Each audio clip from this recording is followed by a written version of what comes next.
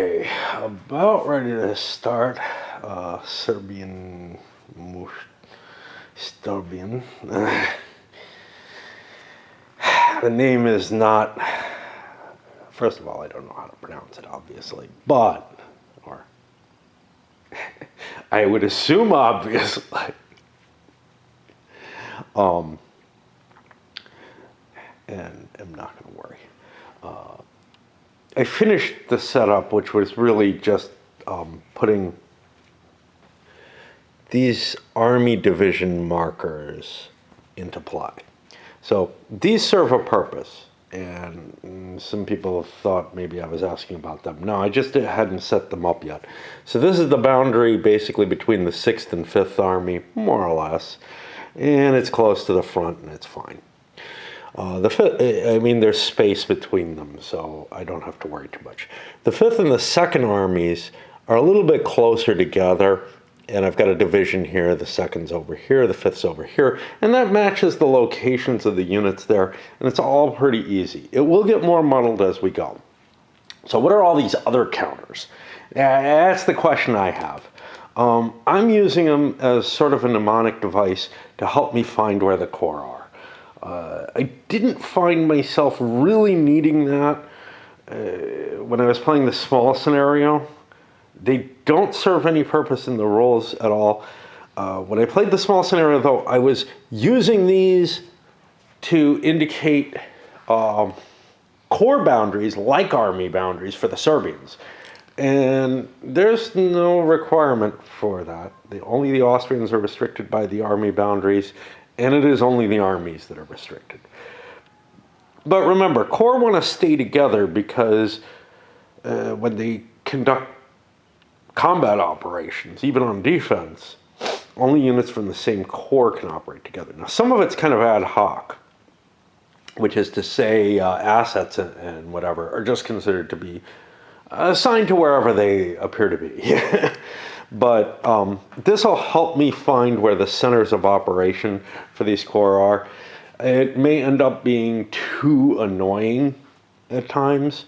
They're purely just there for my use, so I can pull them out as I wish. All right. And you really kind of don't need these at the beginning of the game. In fact, there's no rules that they should be set up. And in the attachment phase, that I think applies only to the phasing player, and the Serbian player is first. So technically, they might not even have to be on the board at all. It doesn't hurt. Okay, preliminary. So this is interesting. It's by player. So the fact that these are coming in on game turn 0 is fine. They will come in during the Austrian player turn. Note if any, so they don't start the game set up on the board. When I first started playing this, I thought all these phases were kind of interleaved. They're not. It's just there's a couple of phases where both players get to do something in each player turn, and then there's this movement, counter movement thing.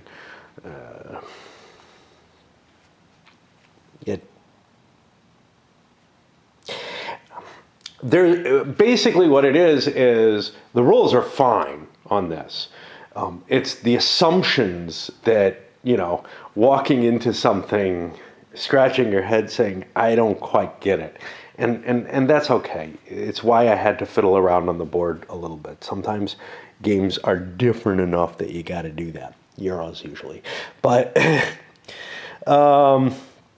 no strategic plans, can't abandon the first couple turns.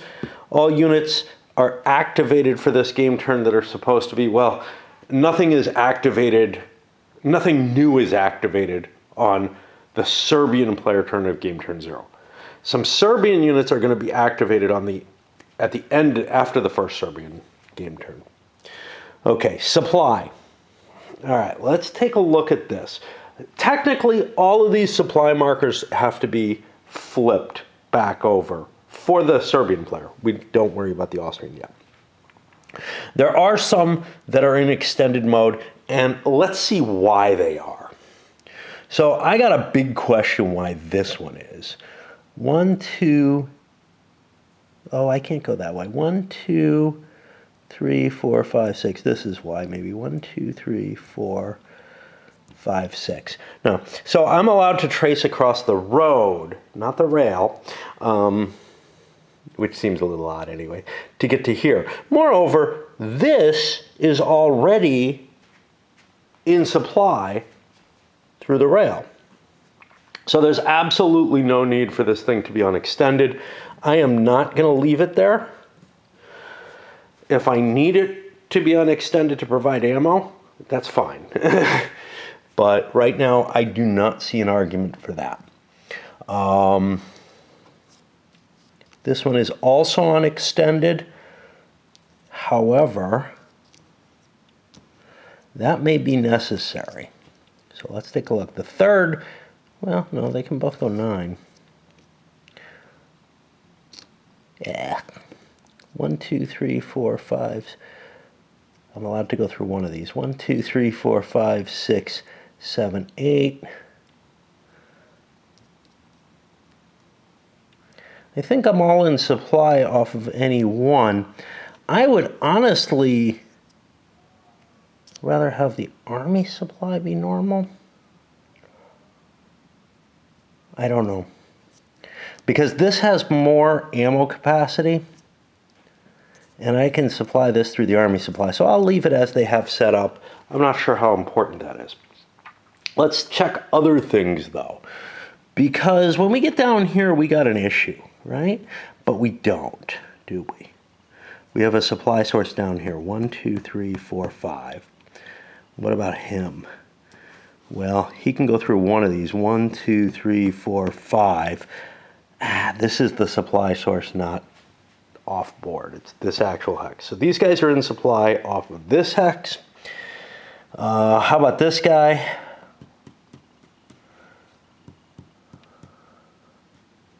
He's in supply off that hex. And then this supply here has a range of 9. Do I need that? 1, 2, 3, 4. Obviously, 1, 2, 3, 4, 5. I don't believe I need the range of 9 on that either. And that is on supply through one of two ways, either by being on the rail or by going back to this, because it's within 1, 2, 3, 4, 5, 6. So no reason to be extended there either. I don't know why they're set up that way, if you can arrange it that they don't need it. So what it turns out is all the Serbian units are in supply. I'm not checking each one. Ooh, what about this guy? What about this guy? Well, that's a good question. He reaches the rail line. Okay. And those are just major rivers. I can cross them. It's not the Saba. Check that every depot has a line of communication. We did all this. So since we had no out of supply effects, nobody's getting markers, nobody's making checks or anything. And now we go to the movement phase. We started playing. Yay! After a good day of work and a double martini, I feel like I probably shouldn't be starting this, but, well, I mean, I already started. There's a couple of things I don't think I remember to mention. One is, there is actually a third edition of the rule book out there. I think this is the second edition that came with this copy, and some additional counters that can support that. From what everybody says, yeah, you don't really need them, and you know, you can get the counters for like $5, but the rule book is the biggie for me. It's like, I don't want to play with not. This is actually a pretty decent, the quality of the paper and the amount of paper and everything. After dealing with the Compass games where the rule, you know, I usually gripe about GMT because it's this paper that I can't write on. But The Compass Games ones, you can write on their glossy paper, but the rule book falls apart. It tears through the paper. Now, somebody gave me a suggestion on how to fix that. Yeah, maybe. It is a pain as it eats through more and more pages, though. So, like, I figure if I destroy a game's rulebook in one play of a few hours, really, there's something wrong with the paper they're using. Anyway, but yes, this I probably couldn't write any corrections in. So if there's any errata, screw it, man. So where are we? We're on the movement. Oh, yeah. We're on the movement section. And yeah, I'm in kind of a manic stage right now where I want to go out, listen to music, whatever. Probably because I listened to music on my porch for a little while. And we're on the movement phase. Now, in general, I don't like when movement gets too complicated. And in this game, it is kind of complex. Everything's got the same movement allowance. I don't have to look that up. But there's a lot of different terrain types, and there are other effects to movement that impact movement. So that's going to be kind of painful. Now, we're on the Serbs first, and our goal is pretty much to kind of defend ourselves. We can't move these things, that's why they're rotated. I don't really want to move this 2-hex unit. I don't know, I don't think it's limited, but it's holding an area that I really want to hold on to. So I don't have a lot of pieces that I can move. I do want to throw this that way.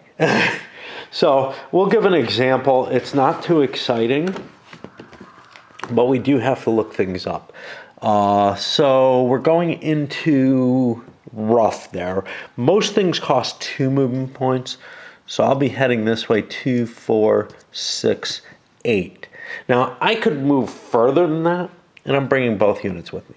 I am tilting counters because I found even with the small scenario, I kind of needed to do that. The movement and the way you can do repulses and everything is complex enough that I feel like you have to do that. Anyway, I don't think there's much to do here, so I'm going to push things forward and cut the video. One thing that's important is even if there's these army divisions, you can still move outside of them. The thing is, you're connected to the armies and the core that you started your player turn, your last player turn as, which means you might have some difficulty firing off a coordinated attack if you move too far out of your area. But it doesn't really affect anything. It will affect what supply sources you can pull from as well, in terms of the core trains. Well, the armies too, for the Austrians. All right. Most of my Serbian units just trying to shift over because the focus of the attack is going to be from this direction, maybe here. There's not much up here on the Danube, but I've left a few units open. Now, first are ones from my smaller scenario, and then I'll work down here where the new units and where I have to do some additional thinking. I think I'm probably safe leaving this town with 1 garrison there, but the Cav are tricky. Cav have specific limitations to movement, and what I find is that there's a decent index for this. 8.1 is what we're looking for here. And Cav cannot enter or exit foothills, low mountain, or high mountain except via a roadway. Now the roadways cost 3 movement points each, which is actually what the foothills cost. But what that means is, because there's sort of this barrier running through here, I'm going to have a tough time getting my units around. I think the easiest way is 2, 4, 6, 8 this way. Now those are rough. Let me just make sure roughs are 2. No, they're 3. Shit. I think I cheated some movement. Okay, I'm gonna have to, I'm gonna have to restart everything. I was counting them as 2 each because I thought they were. Oh wait, upland, yeah, upland is the gray stuff. Okay. Okay, for the most part that was just a 1 moving point, oops, across the board. I hope I did him right. And we want to get this thing moving too. 3, 6, 9 to there. All right. Now down here, what the hell is going on here? I do have to worry a little bit. First of all, I got this rail unit here, which is really supporting this side of things. So I might as well move this. Now it moves the same as everything else, but it's limited to the rail lines, which is what this R is for. So that's 2. And now I'm entering, oh geez. I believe that's gonna be high mountain. No, low mountain. High mountain is this color, and then this is impassable. Okay, low mountain, but what is plateau? I haven't seen that in play. High plateau, that may be what they mean, is +3, or is 3 movement points. And low mountain is 4. I honestly don't know what they're talking about, whether I can slip through this channel here or not. So we moved here 3, 7. We're going to call it that. It's okay. I don't really need the extra movement. This thing can move 1, 2, 3, 4, 5. I can go 1 more hex. I'm allowed to trace through here, which doesn't have a roadway, because I'm allowed 1 hex without a roadway. Doesn't have to be my last hex. So I can move there. That's as far as I can go and keep my supply line running. I can't just directly connect back the way units can. Now here, I don't know what's worth what back here, which kind of means I should be looking at the victory conditions to understand. I have a view of what's valuable up there because I have fiddled around with that, but I haven't really looked at these. And this is what I used these chips for, was to express where I want it to go. So 3009 now, Valjevo, I know where that is. That's up in here. 2127, that sounds like where we're heading. So I don't want this to fall, and I don't want 3420 to fall, and that's back here. Okay, so this is where I'm worried about, right, in this command. And I think I can push a little bit forward because of that. These Montenegrin troops aren't doing me anything. I'm just going to push to here, assuming that I have supplies. Supplies are actually an issue. 1, 2, 3, 4, 5. Yeah, I can't move him. Okay. The Montenegrins are at the end of their supply. This thing I could move forward. Oh no, I can't. This thing I can move forward though. Where does this want to go? Does it want to defend this side? Does it want to be in a more moderate positioning? I think I'm going to go for the moderate positioning. So roads are 3 each, which seems incredible. Like you're used to roads being 1, or at least the equivalent of clear, but they're not, because you only use them, and they only actually exist going through the mountainous terrain. So 3, 6, 9, and that'll keep me in supply there. And I think that's all my movement for the Serbs. I didn't do anything fancy. I didn't, I'm not allowed to build IPs, I assume. I know I wasn't in the base scenario. Should probably check special rules on this one. But I think I'm not allowed to do it until like turn 18 or something like that.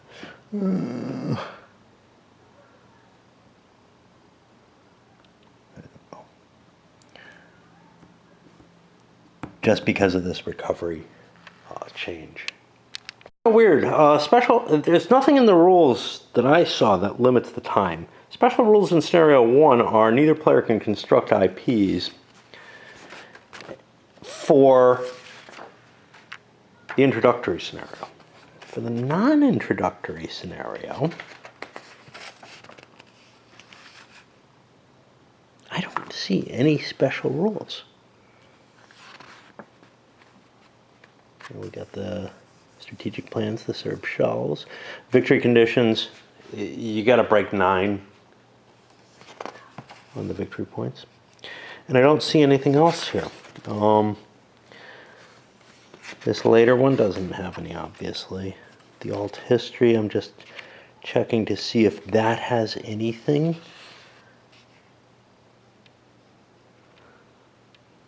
Reconstruction. I don't know what that is.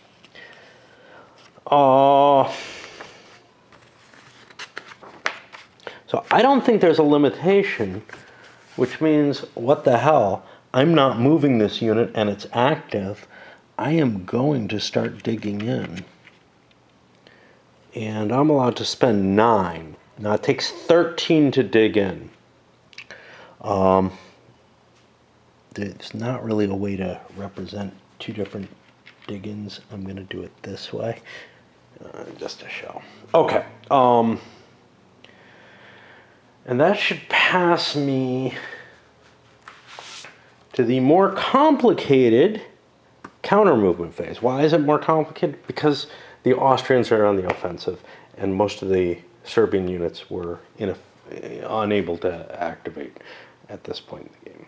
So there you have it. These things that are here, I think I've already explained. They're units that I can create if I so desire.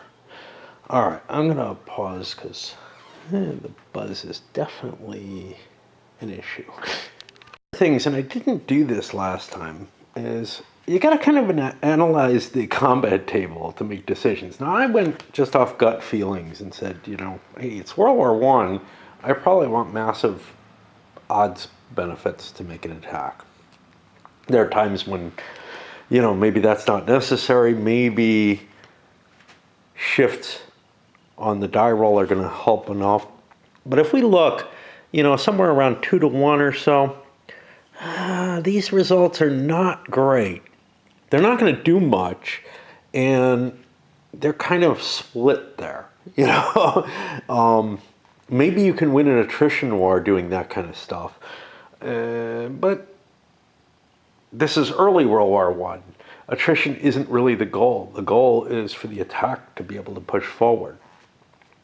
So I am getting the feeling that it's really not until 3 to 1 that I'm starting to see numbers that are even slightly shifting over. And now, what happens if we move down here? So 1 to 1's not good, that's for sure. 3 to 2, 2 to 1 is starting to look a little better if I have like a massive quality increase over the enemy. Now, when I look at the units, the Serbian quality is actually higher than the Austrian. So if anything, I'm probably looking at around 4 to 1 to be my target attack table to make it onto. And this is not easy to get to. There's a lot of terrain here to begin with. Look, the defender, you know, if they get an improved position, but the rivers, and if all attackers are at a lower elevation, that's going to give a shift. In addition, we have additional strength points for a lot of this terrain. Bottom land with river, I believe, reduces the attacker's strength coming out of it. I'm not positive of that. But that's how I'm going to read it, because that makes the more sense. And crossing various terrain features, again, is going to cause problems for the attack. And this is all sensible and not shocking. I'm just taking a look at it to see if it meets my expectations. And my expectations really are to get into that 4-to-1 table. That's not going to be easy. So I guess we'll start working on it. What are we looking at here? See, this is the area of the map I have not played in before. Over here, I've got things that I can do. Like I can try to punch around here and hit a couple of these units that are in uncomfortable places. Oh, speaking of which, let me look at because I've got a number of Serbian units that have a game turn. So this becomes available on game turn 4. So we don't have to worry about that. But this is the set I'm looking at, and the Montenegrins here. Inactive during Serbian player turn of game turn 0. Inactive during Serbian player turn of game turn 0. That's the ones that I've turned sideways. I hope this one wasn't. Let's check limb. Let's make sure, because the Uzis. Is that this thing? No, that's this thing. I'm not convinced. I think that's this one. In which case it's positioned in the wrong direction. But yeah, some of these units are going to get reaction movement, so I had to turn them into place before I actually launch this counter move, right? No, this is the Serbian turn still. Okay. So yeah, so I don't know how much distance I can get. And I'm sorry I'm taking so much effort. This is a game, again, where the maneuver and everything really burns my brain. And so it's easier for me to chatter, and what's really hard for me to do is just show the result, show what I'm doing as I do it, because my brain's operating too much, and I'm counting, and I'm rethinking, and all that kind of stuff. And so, like, I'm trying to get psyched into being able to do that, but I don't think I can show that. So looking down here, I only have 5 movement points for any of my units. So things are just going to be able to inch forward like a space each at most. Yeah, I could force march, but no. Into most games, started inching forward a little bit, but most games have you can always move a hex into legitimate terrain. So, I mean, you know, I couldn't go to the impassable mountain. I couldn't cross an impassable mountain hex side, obviously. But I could go from high mountain, and that cost me like 4 movement points, and that's not a problem. But if I had to cross, say, a river or something too, that gets me beyond my 5 movement points. And because this is a cheaper, a lower valued reaction movement, you know, it's not like I can't move at some other point. There's nothing that allows me to collect movement points for moving into another hex, though. Now, 9 movement points will get you a hex under, I think, any circumstances. Let's take a look. So for, let's say you're crossing the Sava, but that's pretty ishy. Yeah, I mean, we'd be looking at 7 plus a zone of control is 8, 9. And if you're moving from zone to zone or something like that, you might end up going beyond the 9 movement points, in which case there's still a way. You got the forced march table to let you get that extra oomph to go the extra thing. So there's a possibility of moving that extra distance. The thing is, geez, you know, remember the forced march adds 3 movement points. So basically, I could go 8 movement points here with infantry. There's only 1 cav unit in the game, so the hell with it. Or 12 in the regular movement. So units are going to be able to move under any condition. It's just there may be a price for doing so. I found even on the much smaller game that I was playing, I mean, I don't know how much smaller. It covered the main area up here that's on the board right now, but I didn't have to worry about things like this. I would just put this down in the midst of in the midst of movements that are difficult and come back a little later. And in this case, I have to get some tea, whatever. I was doing it in between things as well before, where like I was, maybe running queries at work where I could get away for 20 minutes without any cost at all, basically, because I guess I could go do something else, but it eats up my my local machine pretty heavily to do that. So it's really kind of, how do I want to waste my time during it? So I sneak away and I do that. But yeah,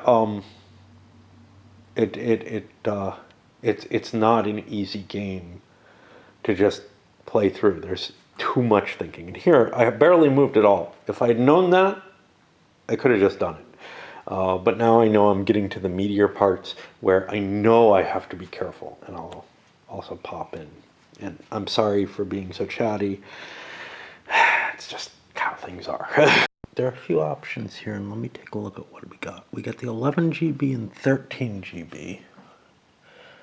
And they're both part of the 13th core right now, which means they can cooperate with this, and I could actually launch an attack with all of these. I can look and I can see what the strength points are without even cheating. So I've got like 22 to 4. That's like 5 to 1. Here's the problem. What I probably want to do is repulse this. And to do that, it has to be one force, and that would only be this unit. And that ends up as 13 to 4 coming out of one of these lowland river things.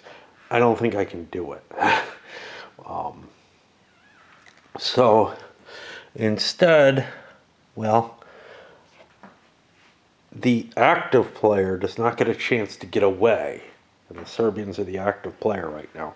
So I can set myself up for an attack against them. I can't do a prepared attack because it's my reaction phase. So let's see what we have here. That riverbed thing is bottomland with river. That's a -2 to the attacker's strength and a 1 to the left. That we don't want to be here. I'm sorry, here. If we could avoid it. But if we're moving out of there, we'd be moving into rough terrain, which is 3. And from a zone to a zone, which would be another 6. That would take all 9 movement points that I don't have. I have 5. So there's some possibility of me still launching a big attack against this, and that might be worthwhile. Total strength, if I were to do this attack, I'd get this unit in here. This unit would not be able to move here even. That would be 2, 3, 4, 5, 6, 7, and I can't go from one hex to the other because that's a 4-point increase. So yeah, so we'd be looking at -2 to his strength, I think we were saying. So 11 plus 9 is 20 to 4 is 5 to 1. That sounds like the range that I'm willing to do. Moving into here is not possible. It's too expensive. So I will just move this unit into that hex, and I'll leave the others there. Now, that's going to let me try to figure out how I want to move the things back here, but I also kind of want to look at this other 9th core, 8th core. My eyes aren't very good. One thing about this core is that the 21st unit, which is here, and it's too close, if I recall correctly, it needs to recover. It's got a CER penalty. I don't absolutely need to. I could try to push here. I probably shouldn't be peeking, but again, I get to know what's in there, and I get to see the top unit, so I actually do know everything there. So that's going to be 3 strength points of defense and it's in this kind of tannish, rough terrain. This guy is not. So this is, I think no matter what, going to be kind of painful height-wise, because I'll have the bottom land with the river, which takes 2 away from each force, and a shift to the left. And on the other hand, I have a lot of strength points. So we're talking about I'm facing 3, 2 in each case is like 20. 6 to 1 is pretty good. Let's see if I can make it. So he would be going here 2 plus the bottom land with river. That would be 6 plus entering the zone of control brings it up to 8. I can't move there. Which means, let me make sure I'm right. I think I am. Yeah, it's got to be 4 hexes for the Austrians. Okay, so what I could do is move here for 2. That doesn't get me far enough away. I'm trying to be able to start a recovery, right? This is just normal bottom land. Normal bottom land is only 2 right now. So I could back up a little, 2, and then spend 3 movement points on CER recovery. And we'll tilt that to indicate that it's moved. And that probably means I'm not going to be able to launch an attack on that unit. Attacks are voluntary unless you've put a prepared attack marker in play.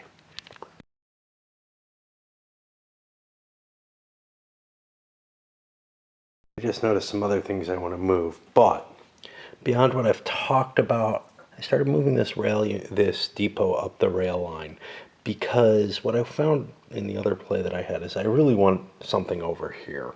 This one kind of needs to be here. I don't actually need 2 so close together. So if I can get one over on the Sava and get a bridge built, I can trace over the bridge and get supplies running up into here. It's going to be really, really hard to get supplies until I hit these where the river bends are. Once I get control of them, I can trace over them as far as I can see, because if you take a look at this,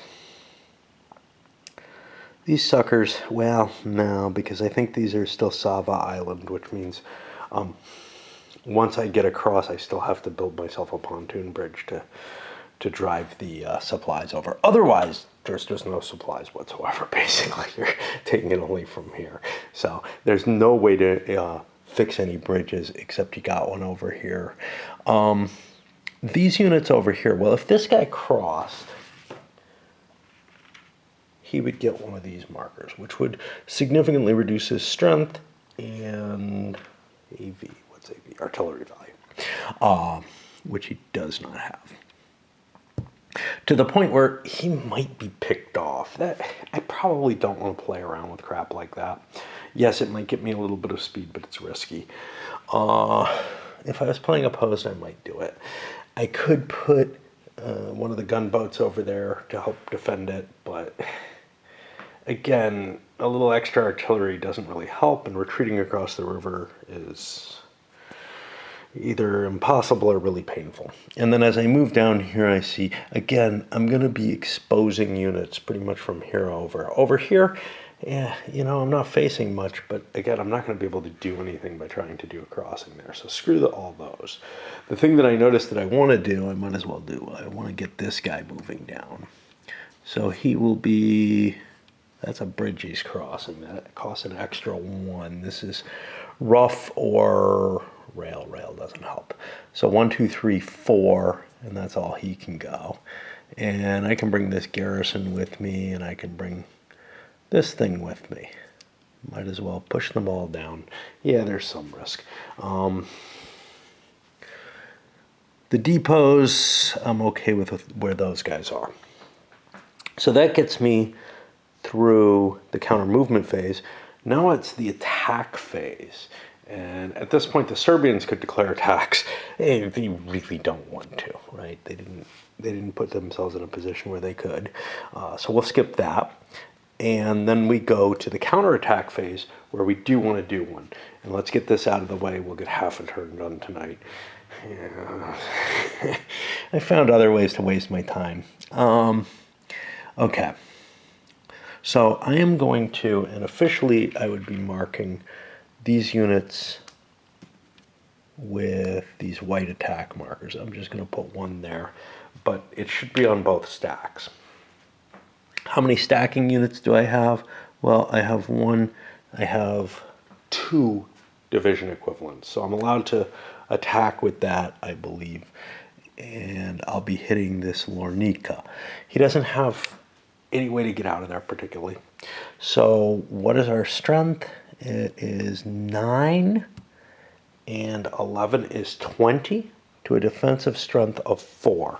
That gives me a 5-1. Let's start with that.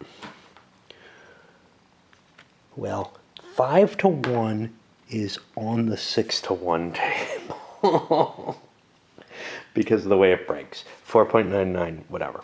Okay. Now I'm going to need the other chart. This is the problem. You actually need two charts to figure out what the hell is going on. And they're not, if you cut them, you'd have the trade chart on the same side as on the same sheet as the combat, so it wouldn't even help you to do that. Okay, let's look at tactical ability. They both have a proficiency. All these units have a proficiency of 3. I use the best of them, so I'm going to have a -1 on the white die. I have a shift to the left because all these units are crossing the river. These are not cumulative because this isn't the Sava River, this is the Drina. These are, hold on, these are minor rivers.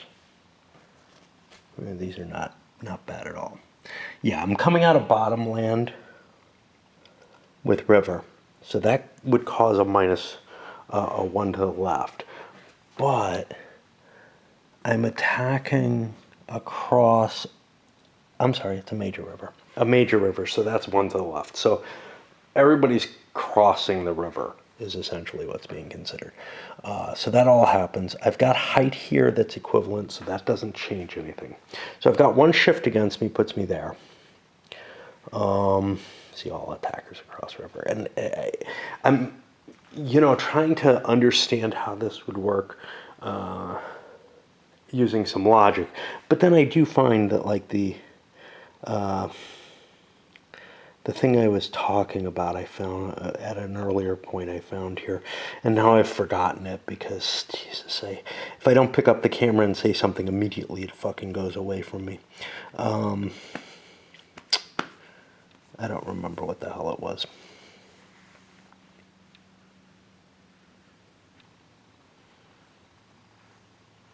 There was something that, I was like, oh, my reasoning worked, It's covered on there, but now I can't fucking remember it. So the hell with that.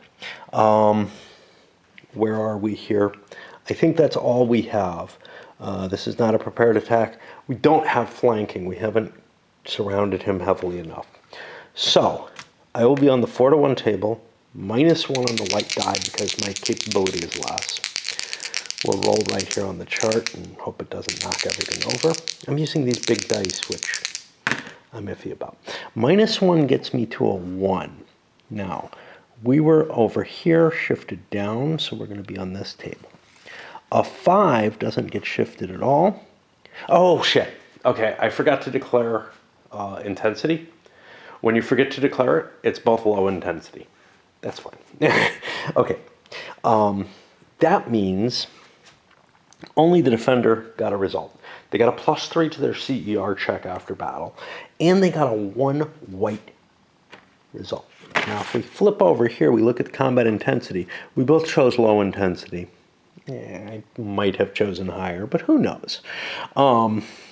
So that means that it's low intensity. The defender will only retreat on black results, so nothing happens to him.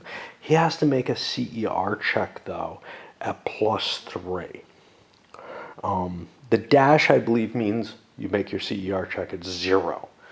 Now, let's check the,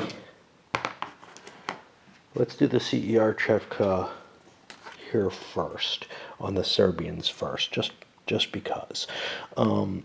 Artillery,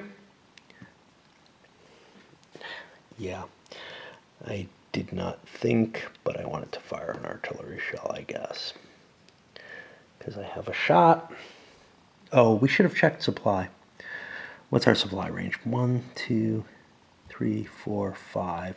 1, 2, 3, 4, 5. We're out of range, which means this would have to flip over. That means it only has 4 of these. We're supposed to put a simple number counter on there. There aren't any in the game. I'll have to dig some out of somewhere else. But essentially, there is 1 point of supply taken off of this and off of this because they're both extended, unless I was tracing this from a different one, which I could do, couldn't I? No. So each of these has a 1 off of it. That's going to go away very shortly, so I'm not going to worry about it too much. Over here, we're putting in 7 points of artillery, but it's a maximum of 2 when defending or attacking into mountainous, not the case. So 7 points of artillery, hitting a half a division. Half of division is less than 3/4, 7 points, that's going to give it a +1.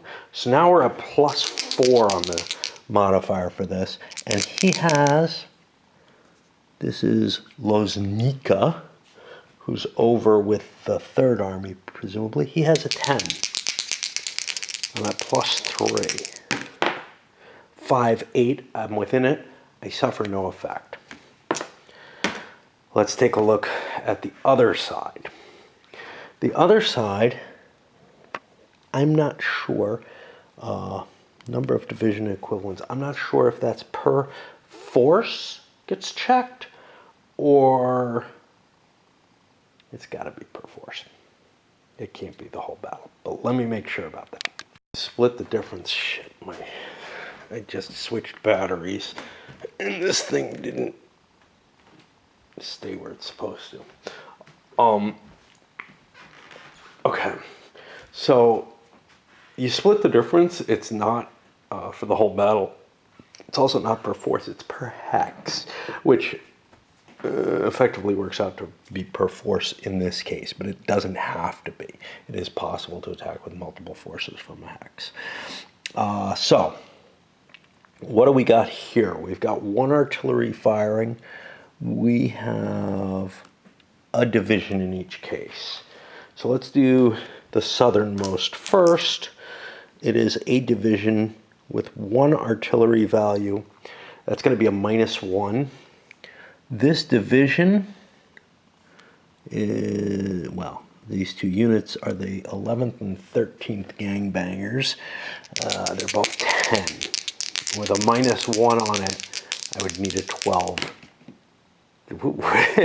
to get any problem. Let's switch dice. Okay, and then the 36th here is also a division equivalent. It's going to be the same position of -1 on that chart. And it's a 10 as well. So same thing. It needs a 12 to fail. And it can't fail too badly. All right. So we had a fight and nothing happened.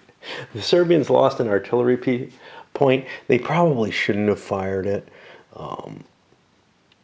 But, you know, if they could cause some CER effects at this point, maybe it does something and gives me some good. All right.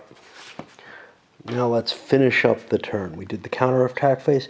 Cav retirement, there isn't any cav in place. River step. Because I didn't cross the river, I'm not able to start building a pontoon bridge. That's okay. It does slow me down, but...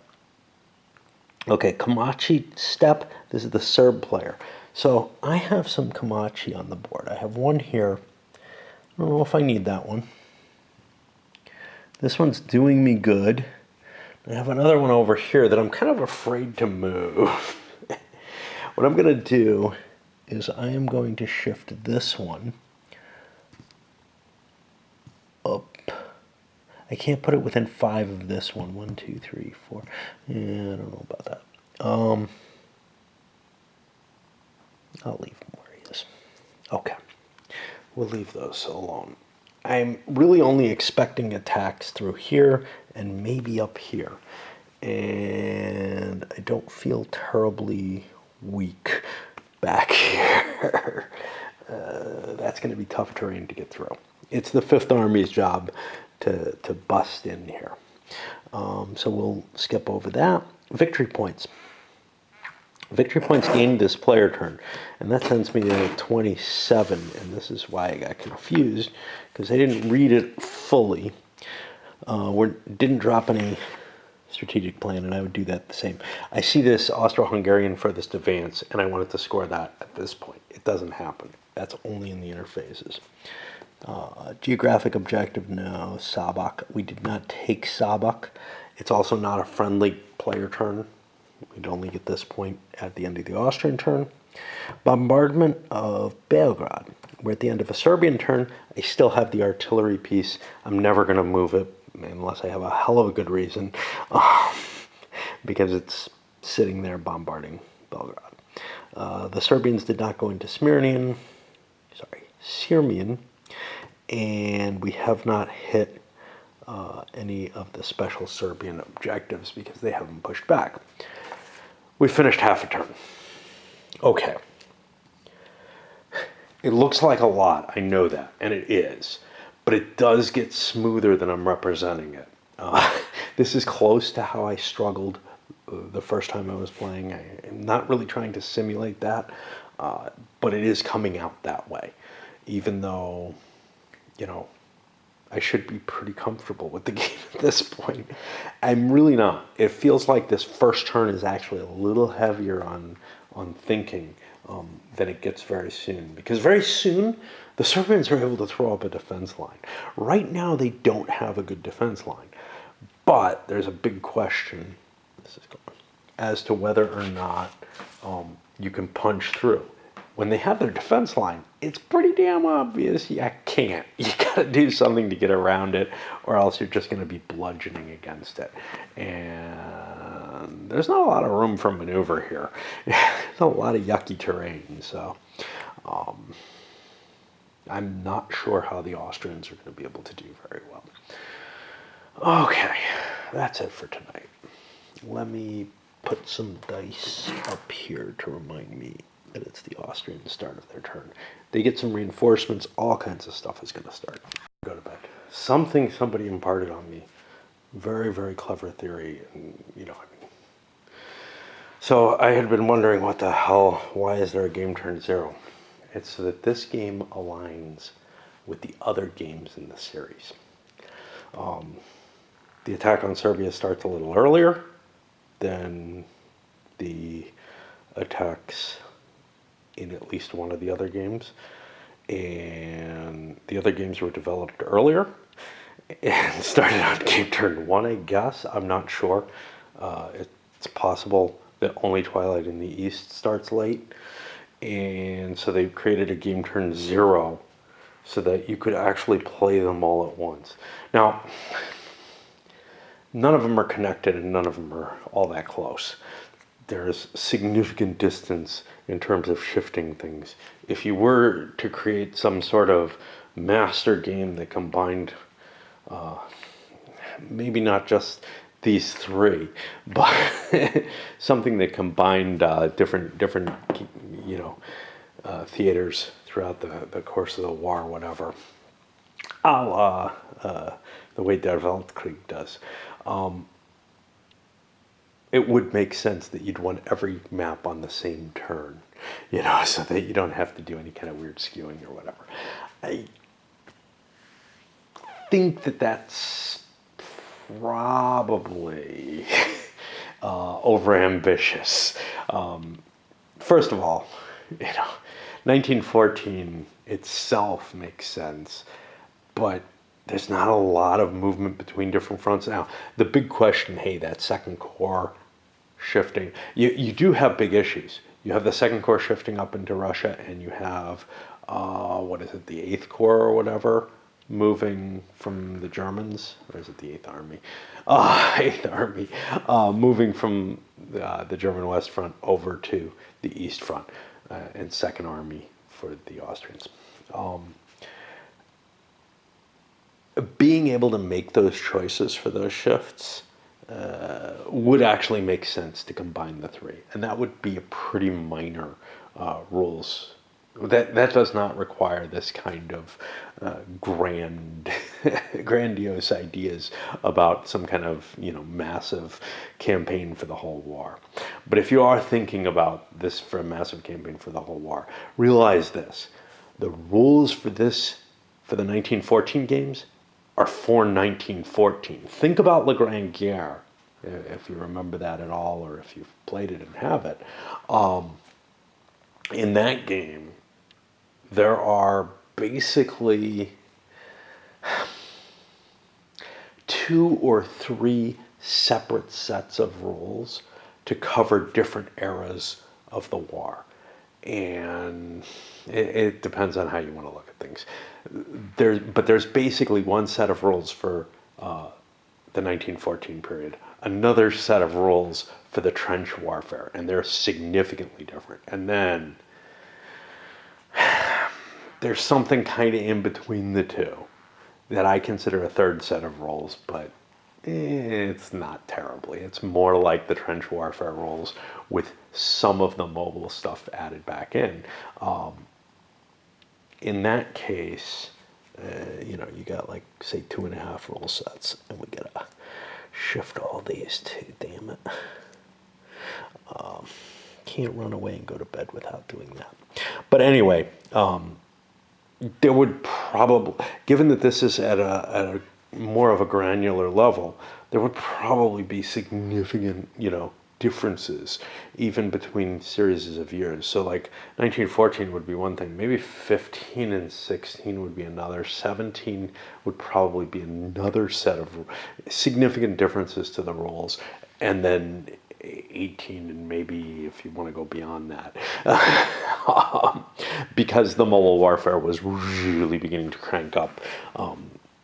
But then Germany surrendered. But anyway, I mean, I would say that would be a massive, massive thing. So, unlike something like Der Weltkrieg, which I feel is simple enough overall, that it doesn't really have to significantly change the way things like firepower are used, for example. The way the artillery is used here, it does not feel like what artillery is used for when it comes to breaking up trenches and stuff. So I think there would be some very, very big changes to the game if it were intended to be expanded beyond 1914. One of the guys who worked on it, if I recall my names right, used to be on the Gamebox site, and I think he worked on it as a playtester, and is very into the system. I think he was working on something based on this, but for the Romanian part of the war, and that's going to be a significantly later period, but it's still kind of mobile, I think, the period he's looking at. So it might actually, the 1914 rules might actually hold pretty well. But anyway, so preliminary phase for the Austrian player, reinforcements come in, and like most things in this game, it's not as trivial as in many games. I'm not sure why. It may just be what sort of an oppression the game is just putting on me overall. Don't get me wrong. My first impression was, oh, this is cool. I like the complicated combat system and all that. And then it was, wow, it feels like it's too much. And as usual, I'm taking a certain enjoyment in the level of detail. It's probably about at my limit. But on top of that, I'm just having to piece through here to find, hey, which units are active on this turn and whatever, and then go over here. Although I could do both at once, it's painful. go over here to see which units I have to bring on the board and or withdraw. And the withdrawal is particularly obnoxious. You know, these are just mixed in there with these little things. Now, in the case of the units that are activated for the Serbian units that are activated on turn 0, some of them are marked this way and some of them are marked this way. And I mean, a big difference? No, but it's just painful. Again, overall the rules are good. The structure of the reinforcements and whatever, I feel like it could be done a little bit more cleverly. Joint preliminary, no strategic plans, can't get rid of them. Activate the units scheduled to be activated. Okay, so yeah, this had to be a joint phase because the Serbians are in there. So yes, the Serbians are activated. And the reason that they were inactive was so that they couldn't do anything during the Serbian player turn, but now they can react to Austrian advances here. Even though we had an attack against one of them, it was caught off hand. And now I have to figure out the Austrian attachments. It probably hasn't changed, although one unit did come in over here on the 6th Army, 15th Corps. I probably can just pass this by at this moment. Because things look like they're about the same. Basically, the division here is the important one. But I might want to shift some forces. So, for example, the Sarajevo garrison, I might want to get that into a corps, but probably not because the corps are going to be pushing forward for now.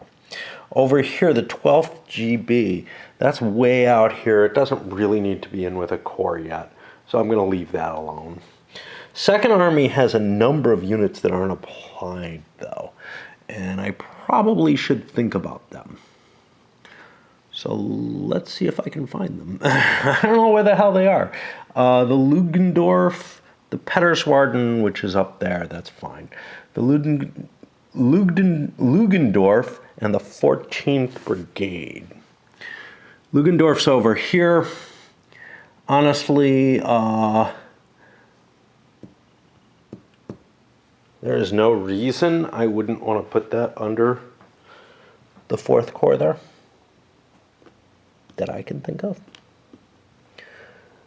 It probably doesn't need to be, but for reaction purposes.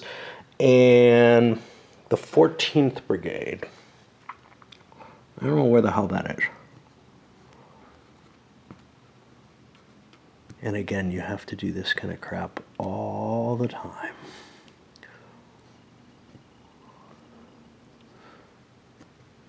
Really don't know. Is that up here? So here, this has a range of 5. 1, 2, 3, 4, 5. I wouldn't be able to trace ammo supply without the corps unless I have an army somewhere. Probably have one up here. That has a range of 6. 1, 2, 3, 4, 5, 6. That would actually not be a bad idea to put under here as well. And just keep the 4th Corps over there. Loose units are a bad idea. Because if they do have to fight, they have to fight a separate corps. But that's not going to cause me to change anything. I might shift this over a little bit just for looks. And now I got to do supplies. What I was able to do was get rid of most of those extended supply markers. Although I'm sending this up this way, this guy has enough oomph to reach both of these. One, it's foothills. I can go through one of them. 2, 3, 4, 5. And obviously this is closer. So I'll have those in supply lines. Over here, this unit is able to reach everything. The 2 GB is actually part of the 15th Corps. I don't know if I want to keep it there. Kind of want to push in this direction. I gotta make decisions there. I didn't really think about the details here. 2 GB is sitting over here. Am I going to be able to make an attack in this direction? That's really the question. because if I put it in 16th Corps, then I have a problem. 1, 2, 3, 4, 5, 6. So for now I'm going to leave it in 15th Corps, but it's probably going to be shifting towards the 16th and moving over. That's about that. So everything is actually in supply, so no issue there. We'll go to the movement phase, and I probably don't have time to deal with that at this point in the day. Started the Austrian movement, and I'm handling this area down here, making a bit of a concentration here, moving my way up the map, and I'll get to something in a moment. But I wanted to note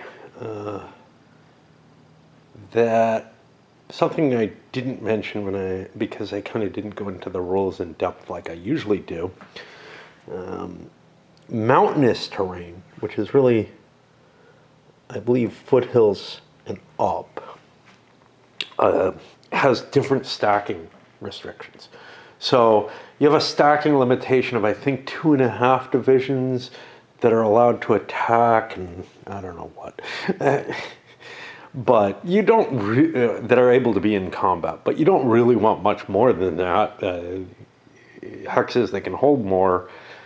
You're not going to aim to do that, so it's something that's not going to stick in your mind. But it's like 1.25 divisions from the mountainous terrain.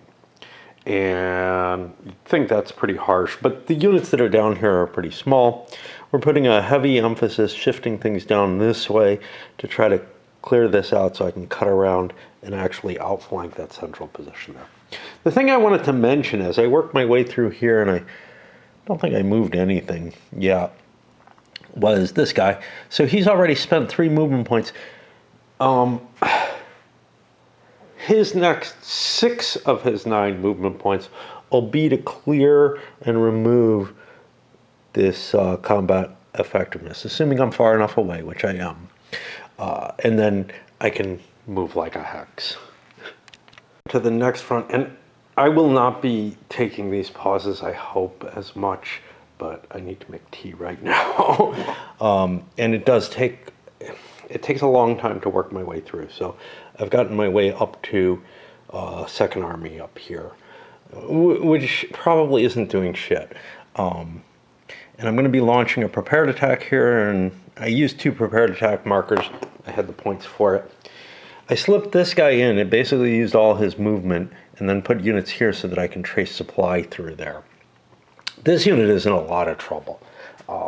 Why do I have 2 prepared markers? I don't really need it. It doesn't do me any good.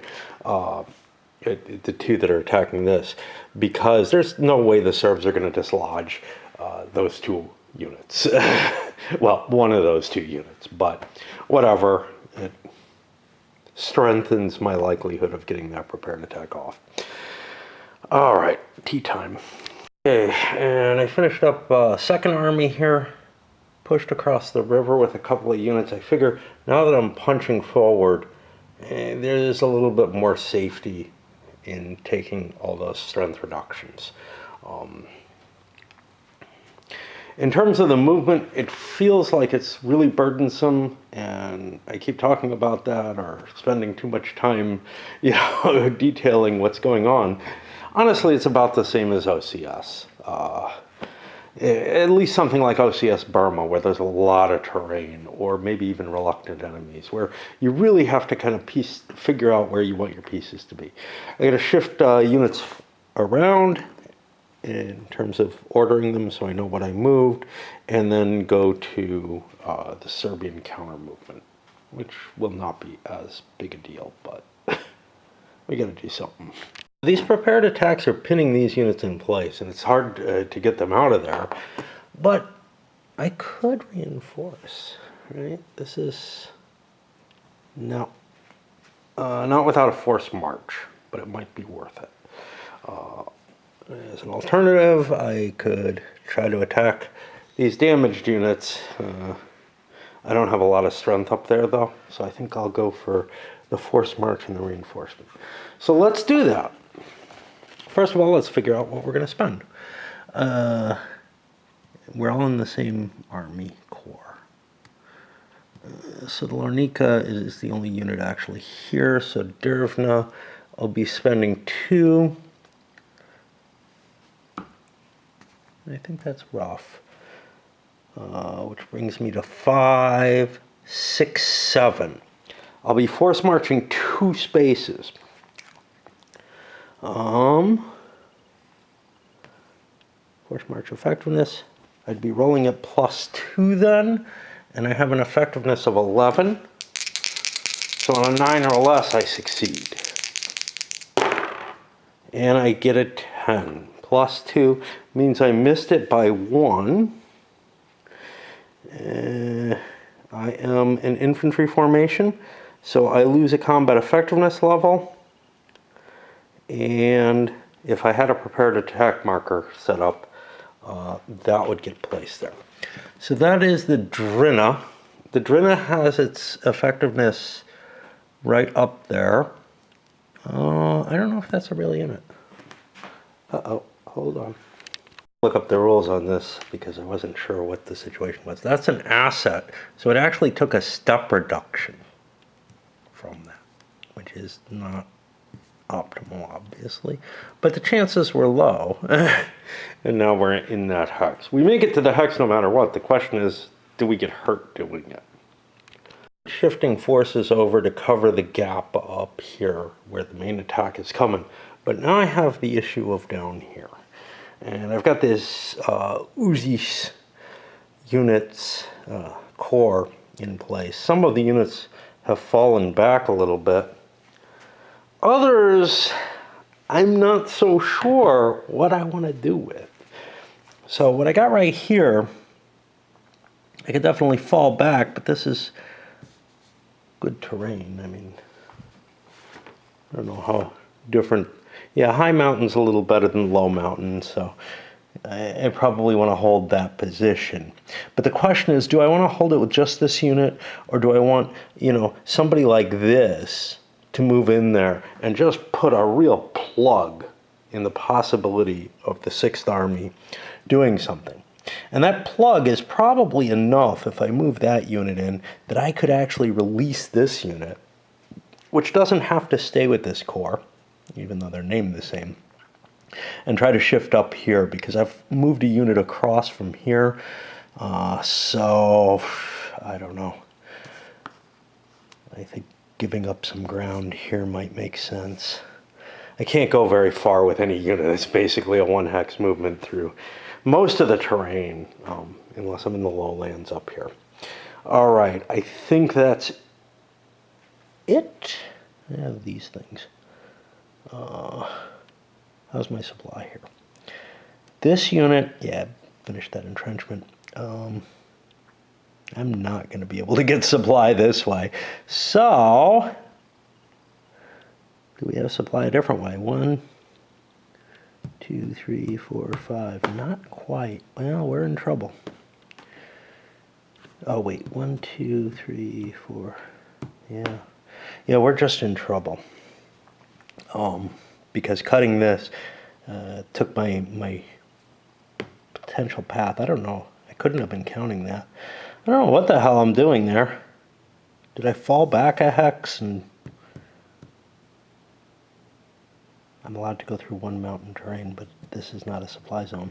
And that may be what I saw wrong. 1, 2, 3. Yep. Is there a rail I'm not counting? Yeah, this thing is in trouble, actually. And he looked like he was in such a great place. Maybe he doesn't want to dig in, because that's gotten a whole lot less effective. So let me think how many movement points I have left. I had like, I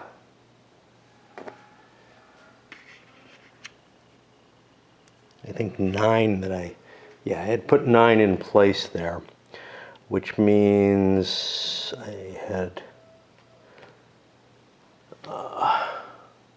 I have 5.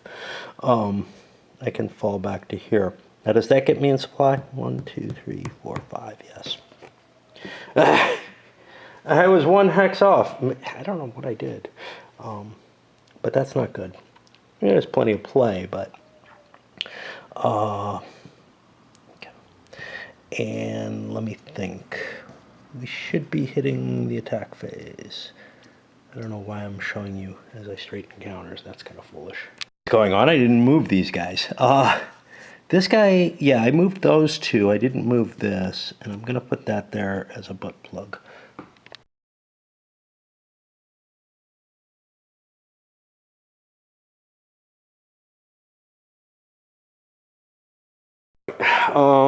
Oops. Shit. I don't know where he was. I hope he's there. Okay, I think that's where it is. So now we're in the combat phase, and we got to take care of these two prepared attacks. Let's do that one first, since I'm scared of it. Okay, so we have an attack strength of 15, and our quality is only 3. 15 to 5. So base is 3 to 1, right? Well, maybe. Upland has no modifier, but I am in this lowland with river, bottomland with river, which subtracts 2 off the attack strength of this stack. So that's actually 13. 13 to 5. Well, that's no good. And I probably don't have a working calculator up here. These supermarket calculators, well, that might work. Okay, so 13 divided by 5. So it's 2.6. That's going to get me to that 3 to 1 anyway. Okay. Told you I would need one. Now this was bottomland with river. That's going to have a shift to the left as well. But I have a shift to the right from the prepared attack. Let's look, see any other impacts. Okay, so 3 to 1. The attacker would like to be pressing forward hard here. I don't know if I really want to face the cost of an intense attack. If I don't cause a black retreat result, I take, is that a step loss or a CER loss? That's a step loss or a strength loss. I would rather not take those. But I do want to take this hex. If I don't make it intense, only blacks are going to cause retreats. If I want to make it intense, though, I push them out maybe a little bit more. I'm going to keep it at low intensity. The defender, definitely low intensity. Okay, so 3 to 1. Shells. We have no artillery there. And we don't have to worry about shells here. Ammo, I believe everybody's in supply. Here I'm tracing back to these. These are tracing back. This is this. This can trace back, I hope. 1, 2, 3, 4, 5, 6. Yep. Otherwise, I extend and put number markers that I don't have in the game. What about for these guys? We were on a rail line, which would have given us supply. Otherwise, we have a 9 hex here for the Third Army. 1, 2, 3, 4, 5, 6, 7. We're okay, but this force pays 1 in supply. And again, I should really dig up some number counters. There's not going to be enough combat right now to reach this before the finishing phase. So what were we at? We're at 3 to 1. Column shift for the terrain. Column shift in the other direction for the prepared attack. that's all she wrote. I think we are 3 effectiveness across the board. Nope, there's a 4 there, so there's going to be a -1 to the white die. Oh, that can't be good. Okay, 0, 2, makes it to the 3 to 1. Okay, the attacker is going to make a check at -2, which is good. The defender is going to make a check at +4, and they got a 1 retreat result, but it's a white retreat result, which this is a low intensity combat. He doesn't have to retreat. So now,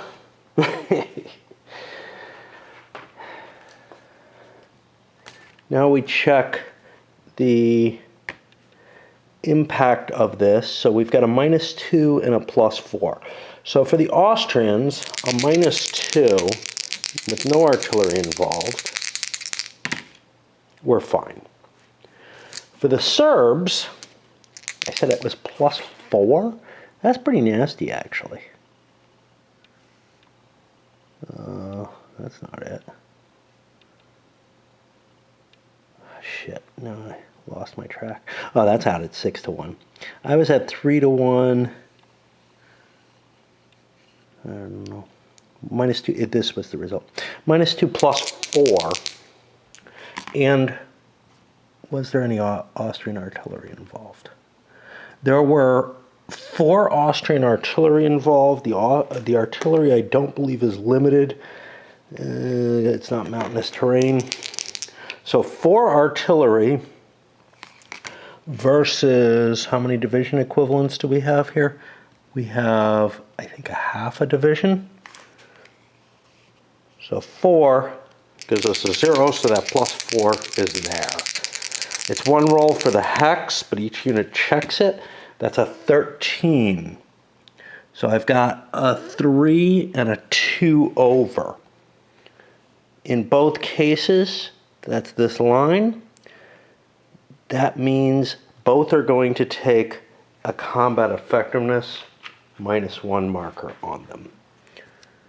But they are still in the hex. I did take a loss to get to that hex, though, and that's not good. Combat effectiveness cannot affect these things because they're assets. So they each take step losses. Well, they're gone. Let me make sure I got that right, but that's what I read a moment ago, and that's why they took a loss coming in. This is not. This is a real unit, isn't it? The Drina 2. No, it's a regimental unit. Yeah.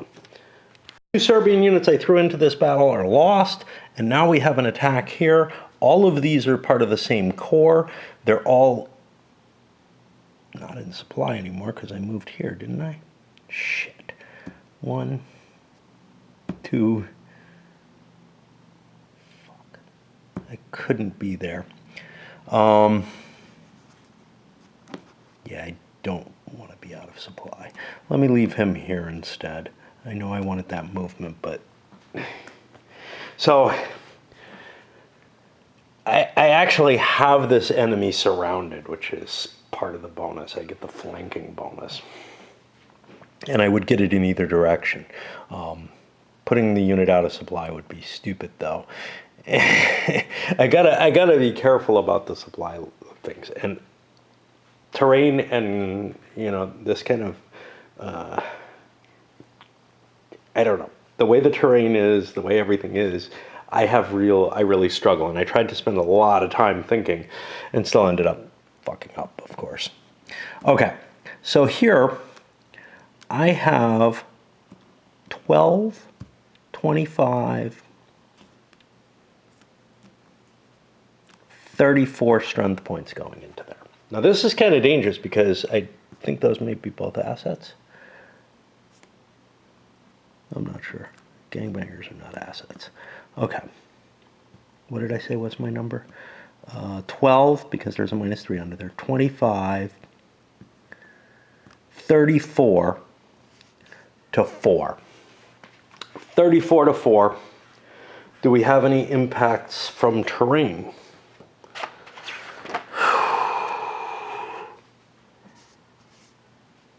Not from that. Coming down from the mountain is fine. This would be a problem, and it is, in terms of, that's going to cost me a couple strength points off that force. That's actually 2 forces. So I think it's 4 strength points. So 30 to 4. 30 to 4 is like 7 to 1, which puts me up here on the 8 to 1 table, of course, because yeah. We have artillery here, but I'm not in supply, so I can't throw a shell. I'm not in supply. I'm isolated. Uh-oh. Better look up the rules for that. Looking at the rules, no, I'm not isolated. I am flanked, but I can trace through this because I have a zone of control from the unit that's tracing. You're only isolated if you can't trace at all. Well, the limitation, I don't know. Things are complicated, right? And it would have no effect on combat. It would only have an effect on the capability to retreat.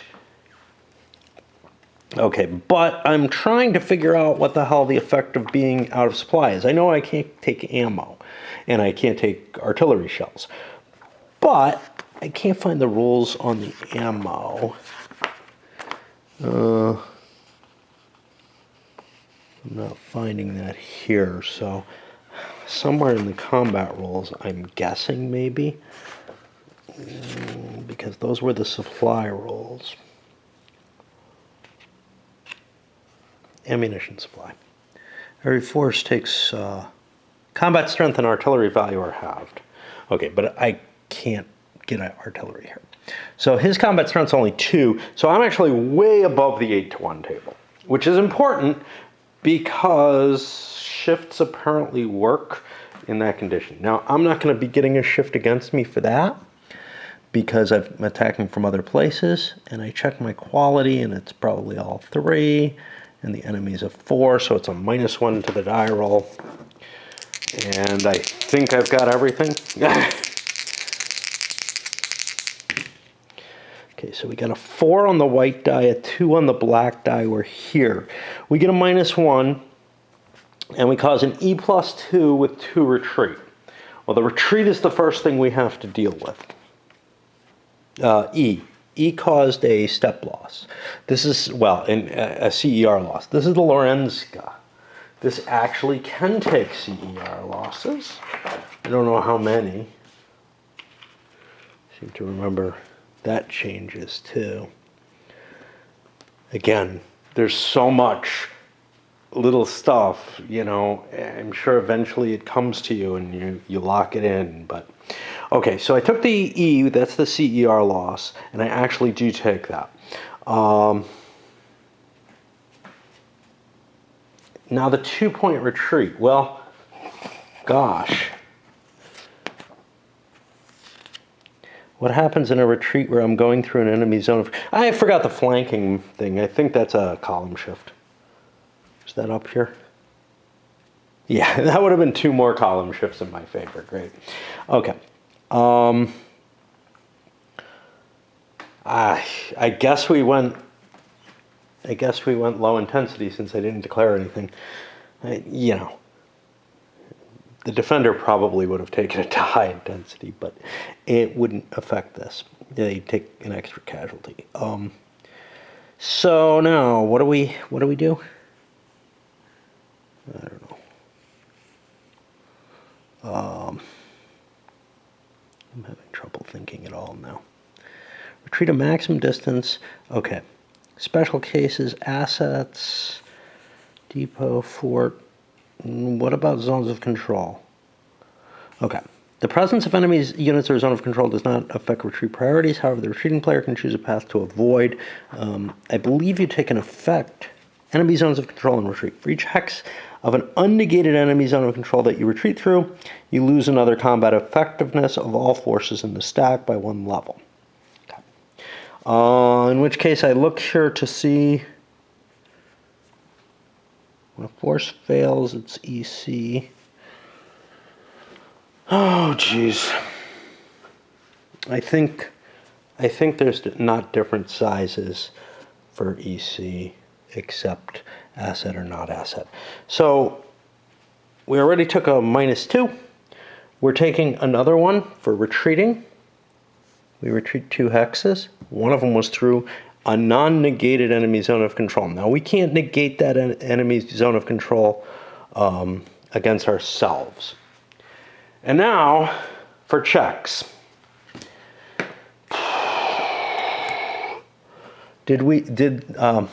Okay, there was no artillery for, I don't remember. What did we have? Did we have a hit at all? I don't know. We were up here. No, I don't think we took a hit, right? I don't remember what my results were. This is the problem. You got to write them down, I guess. Yeah, I don't remember what I rolled. Did I roll a 5? I don't know. I got these dice. I don't know what the hell they were. I think I got this, the +4 and -1, but I don't know because that doesn't really look. But at least that matches this. Sure, I got the +4 with retreat, whatever. Okay, so. +4 on the Austrians. I'm sorry, they didn't. They got a 0. They got a dash. They have to make a combat effectiveness check. They didn't get a minus or anything. That's the whole thing. They have to make a check for every hex. So the 36. Well, I don't know. There's no artillery involved. So we'll just start rolling. The 11 GB and 13 GB. And these are each a different force, but they use the same die roll. I don't know where the hell they are. 11 GB and 13, they're 10s. They're fine. And then we check this thing, which is the 42nd. And detachment and a 10. The 42nd is also a 10.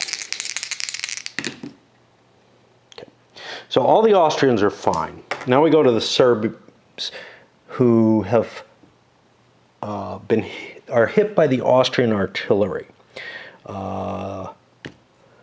It's not in a mountain. So we have 4, 9, 10, 11 to half a division.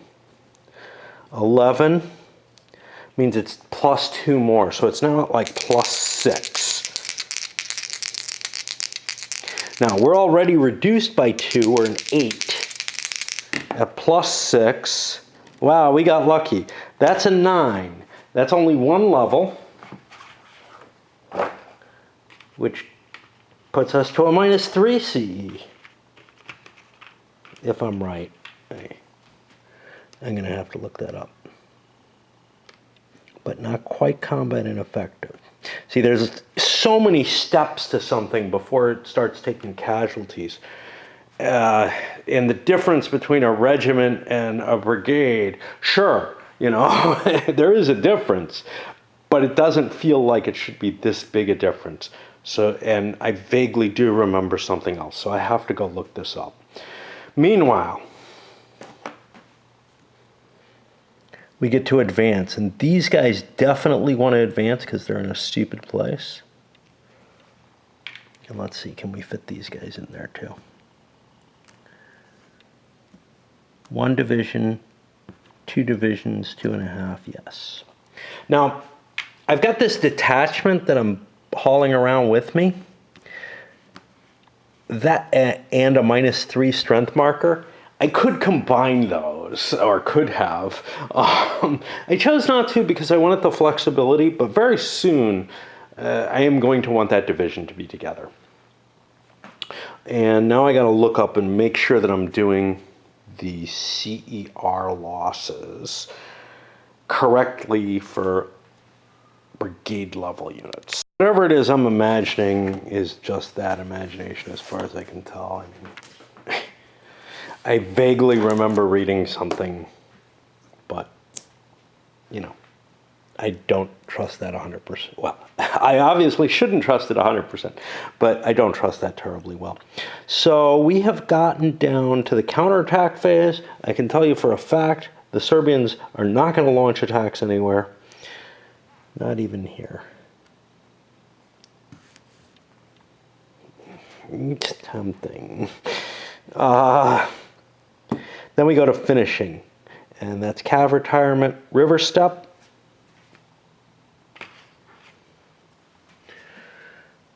The Austrians will build pontoon bridges here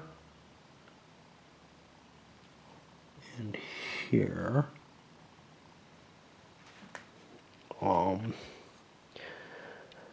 It's not the Serbian player turn, so this doesn't happen. It is the Austrian player turn, so we look. How far have we gotten? We have not. Ooh, we made it there. We may be getting a victory point for that. That's just the interphase, right? Sabak is the only place we get at each turn, I think. Interphase for that. Any friendly player turn. Yeah. So if we had just moved right into Sabak, we could start collecting victory points. But I consider that kind of a risky place to be. So I want it to be a little further back, cause the Serbians to kind of actually try to defend that if they want to hold it. That is the end of game turn 0. Now we go to the first game turn. I'm going to load up, I'm going to swap batteries and load this sucker up. Oh boy. And let's put dice up here to remind me that I'm at the start of a new turn. And as you can see, it is fatiguing. It is kind of clunky. I'm not going to go in this much detail very much. Maybe if I have something to highlight or whatever, I'll go in. But it is a lot less painful when I'm just playing than when I'm trying to video, as is always the case. And that way I can focus more on the narrative and whatever instead of trying to present, hey, this is all the detail that's going on. The game is about the detail. You know, that tells you more about the story and whatever. But showing all that detail isn't really that valuable in terms of the broad strokes of the story. If anything, it kind of gets in the way of the story.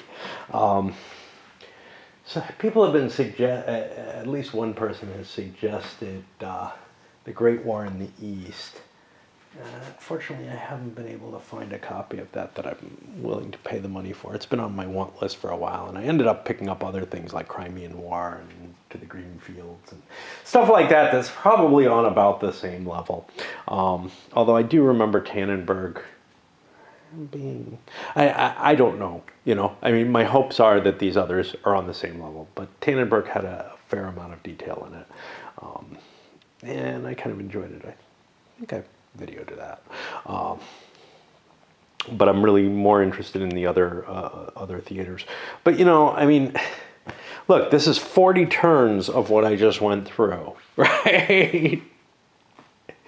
As opposed to, I don't know, Tannenberg's probably pretty long, if I recall correctly, in terms of total number of turns, and there is heavy thinking in it too. It's just, there's a lot less fiddly going on. And, you know, how much of the detail do you really need? How much does it help you with the story, etc.? I don't know. I honestly don't know. With La Grande Guerre, I feel like I'm getting... I just feel like I'm getting something so awesome. But to tell you the truth, it's not the military stuff that really draws me to La Grande Guerre. It's that... the way that the national will works. And if you... La Grande Guerre basically has its baby cousin, which is called Balance of Power, I think. I'm trying to see where. Yeah, it's a compass game, Balance of Power, which does most of what Le Grand Guerre does, a little bit more abstracted. And for much of that, I'm perfectly fine. And then there's one thing that I'm not, which is the national will. It has national will in it. It has all these ideas, but it doesn't have all that random detail that like involves like, you know, strikes and mutinies and all this stuff happening because of where you are on that chart. It's much more abstract, as is everything else in the game. But it's that one chart that's so. But would that chart make sense in a more abstracted game? And I would say no. You know, in a way, you got to pay the price of all that detail on the military stuff, like to make it worth the randomness of the way the game actually ends. Which I love, but it is kind of crazy. This doesn't seem to have anything like that really draws me in the same way. This is just an operational game. I'm going through a lot of effort to play it, and you know, certainly the video has hurt. The first turn I played without the video was painful too. But from then on, I played like 2 more turns, I think. It kind of flowed nicely, but it was bogging down to where like I was looking and saying, geez, I don't know if I can do anything, which is appropriate. Everything becomes too risky. But, you know, I mean, I'm looking at Offensive à l'Outrance, and, you know, it's got 5 maps instead of 1. I just don't know if I can bear the system over a larger scale, you know, a larger scope than this. We'll see.